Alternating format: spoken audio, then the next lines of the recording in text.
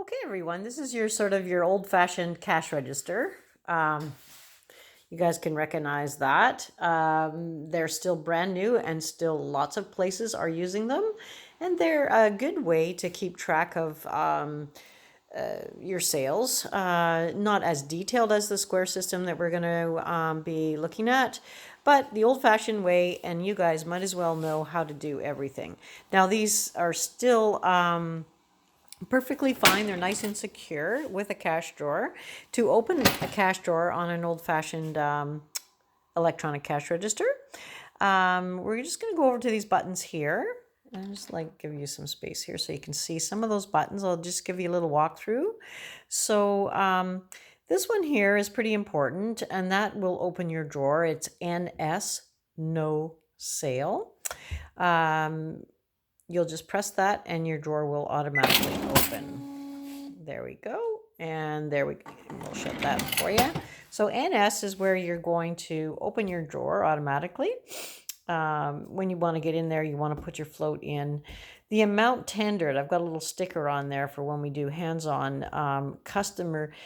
It's the amount the customer gives you is the amount tendered. It's also the total button. So when the cash register is going to tell you your change, if you're not counting back the change, that is the button, is the amount tendered is what you're going to punch in the amount.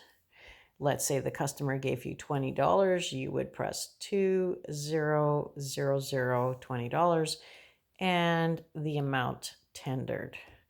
Right here we've got a nice, really simple setup.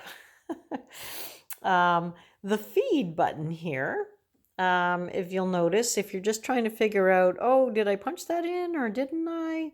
You can just press that feed button and it'll move that cash register tape up and see that you haven't rung anything in yet. And if we rang in, let's say, a coffee at $1.50, or, well, there's no coffee at $1.50, but whatever, $1.50, there we go. You'll notice that $1.50 shows up on your screen. I'm going to press coffee, and you see how it's down there. That's another example is where I'd use the feed. Oh, yeah, to bring that up. Let's say I'm going to put in there a muffin as well. Let's say it's $2.25, $2.25. There we go. It shows the already the $1.50 that's in there, and we're going to hit muffin. There we are. And that's all you want for today? Perfect. I'm going to go over here and hit subtotal.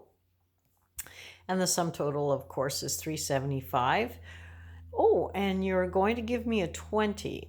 Okay. Oh, you've got some smaller change? You're going to give me a $10 bill? Okay, perfect. So the customer gives you a $10 bill. You do not, I repeat, you do not put the money inside your cash register.